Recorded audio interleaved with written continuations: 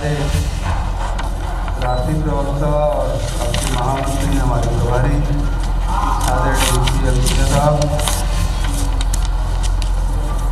आदरणीय डॉक्टर प्रेमराय सिंह जी, आदरणीय राजेश तिवारी जी, भाई दलेश जी, सभी हमारे प्रवक्तागण उपस्थित हैं, आदरणीय मीर साहब और रमेश बिरयानी जी, आप सबका मैं स्वागत करता हूं।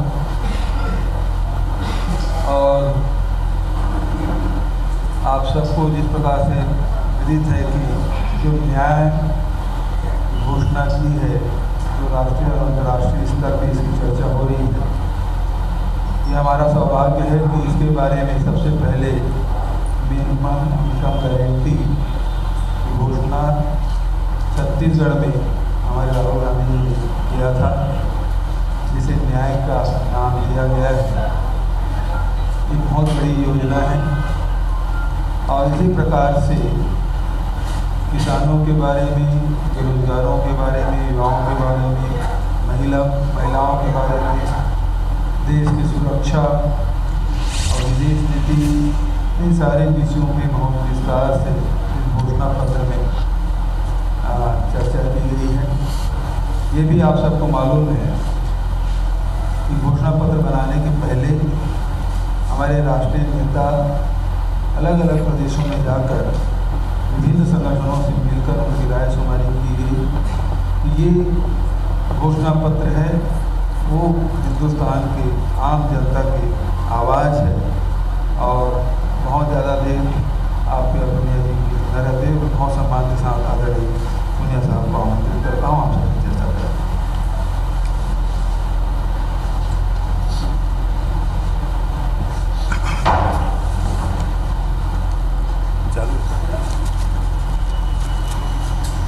बहुत बहुत धन्यवाद आदरणीय मुख्यमंत्री जी, प्रेमसाय सिंह जी, राजेंद्र तिवारी जी,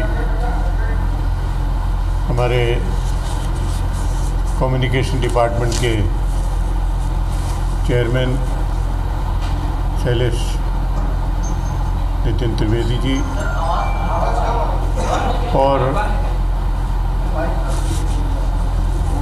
और सभी हमारे साथीगण जो मंच पर मौजूद हैं और पत्रकार बंधुओं, कि आज विशेष मौका है। 2019 के चुनाव की घोषणा हो चुकी है और उसके सभी चुनाव के नतीजे 23 मई 2019 को होंगे। उससे पहले सभी राजनीतिक दल, विशेष रूप से राष्ट्रीय दल, अपना अपना घोषणा पत्र जारी करते हैं।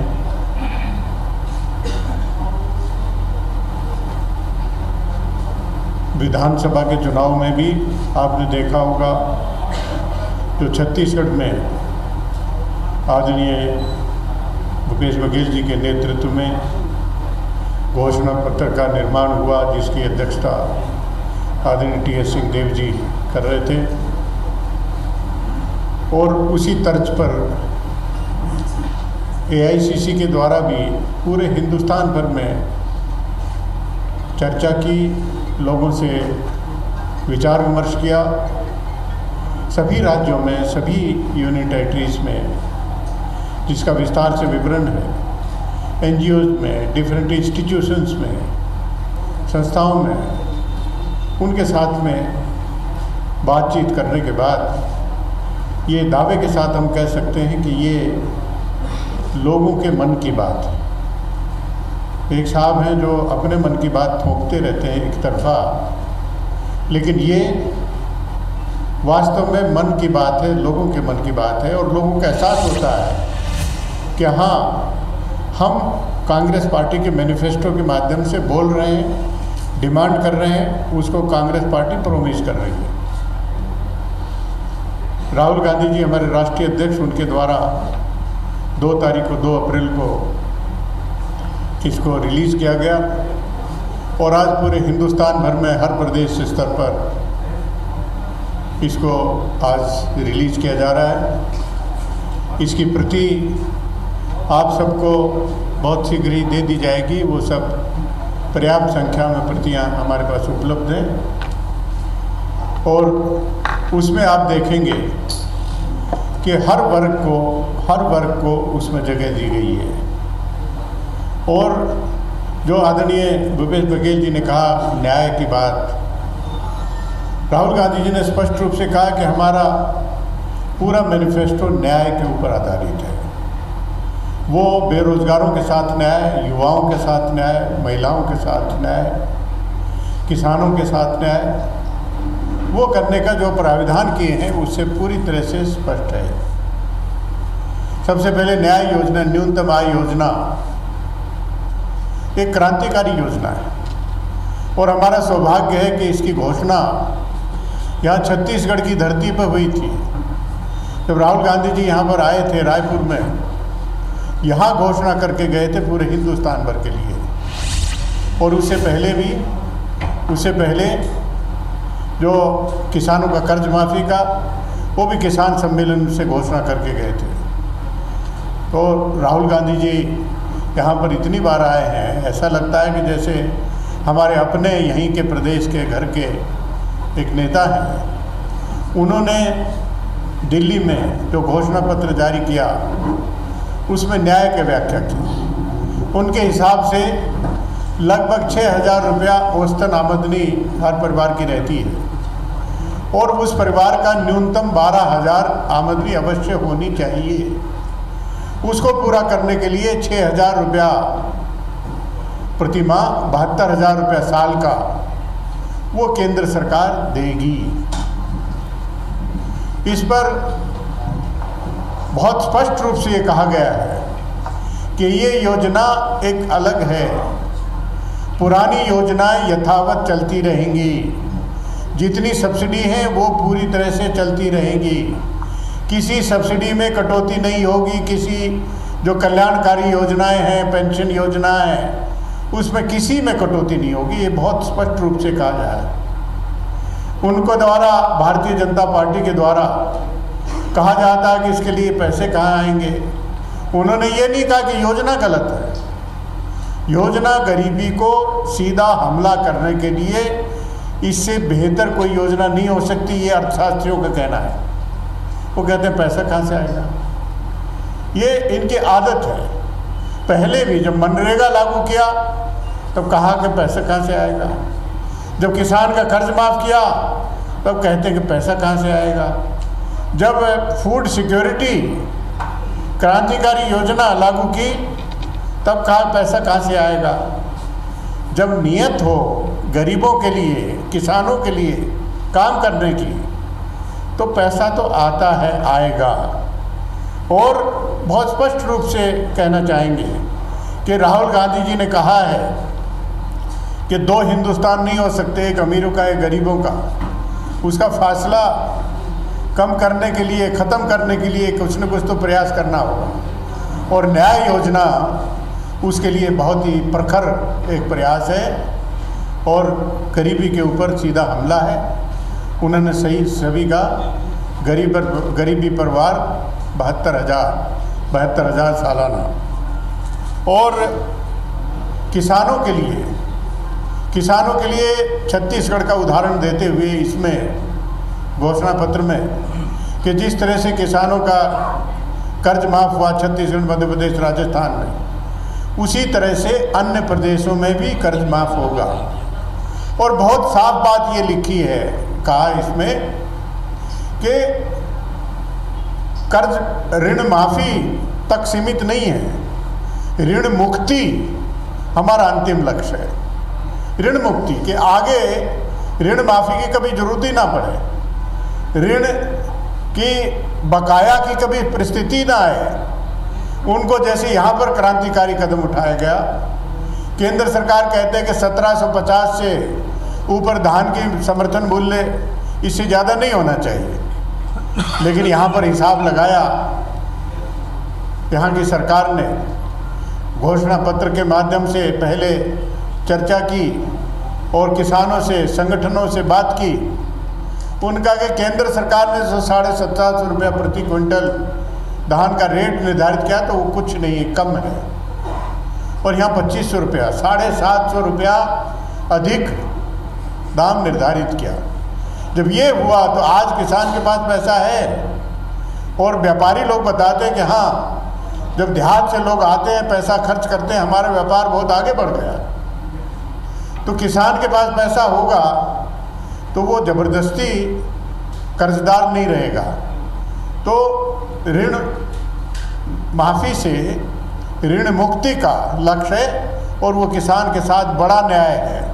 उनका मान सम्मान सुरक्षित रहे, उनका मान सम्मान बना रहे, अन्यथा कभी नोटिस आ रहा है, कभी गिरफ्तार करने की धमकी दी जा रही है, कभी कुछ है, उससे पूरी तरह से मुक्ति मिलती है। ये उसके साथ भी न्याय देने की बात हुई।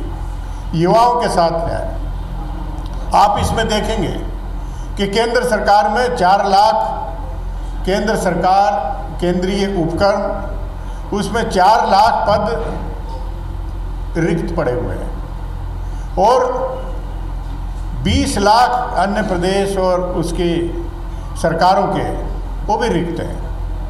10 लाख नए पद क्रिएट करने की बात है, जो इसमें ग्राम पंचायतों में, सरपंचों पे, पंचायती के स्तर पर, नगर निकायों के स्तर पर 10 लाख नए पद सर्जित होंगे।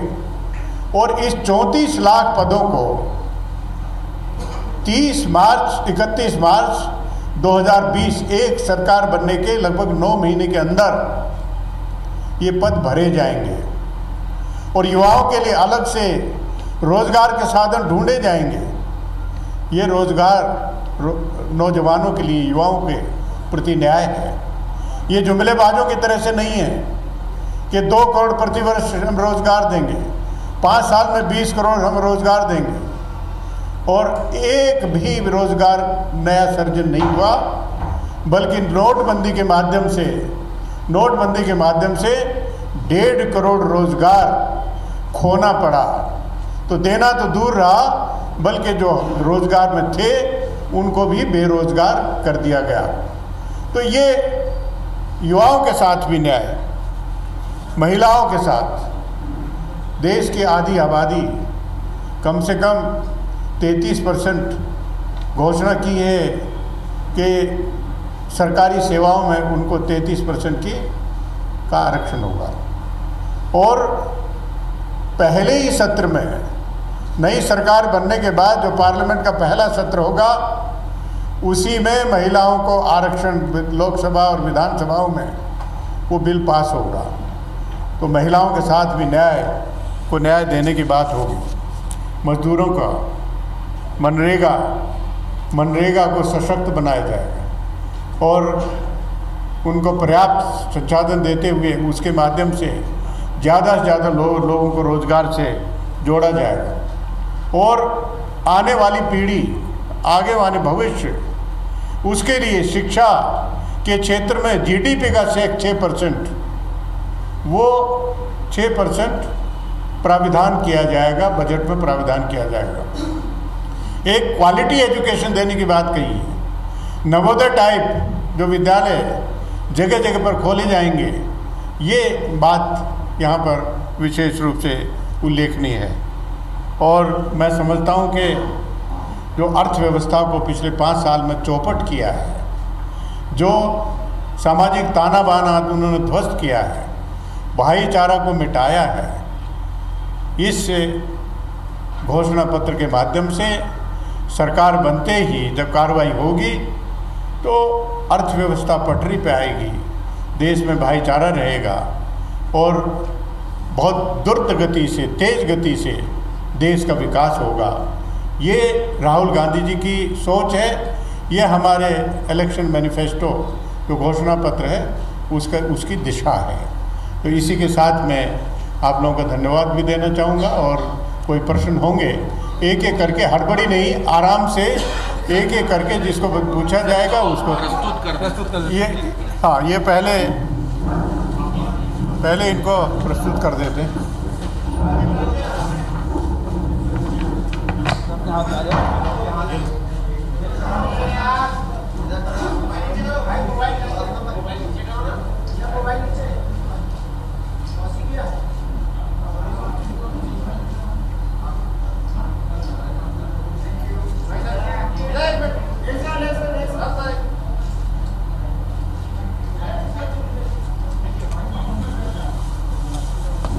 ये दे दीजिए।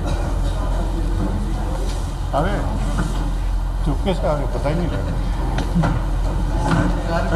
5-6 चैनल में लाइव चल रहा है।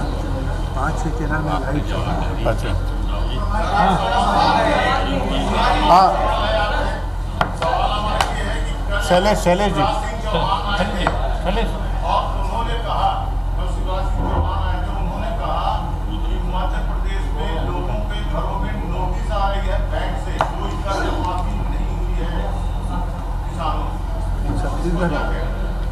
अभी यहाँ तो छत्तीसगढ़ में कोई ऐसी सूचना मिली है क्या? नहीं है ना।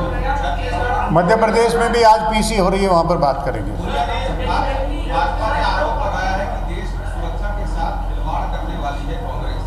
इसमें क्या कहेंगे जो घोषणा पत्र आपका आया? नहीं कैसे ऐसे बहस नहीं करिए, एक एक करके।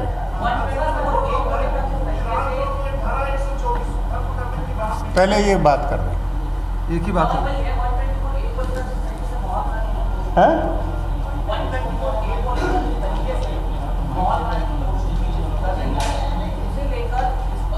क्या कहें?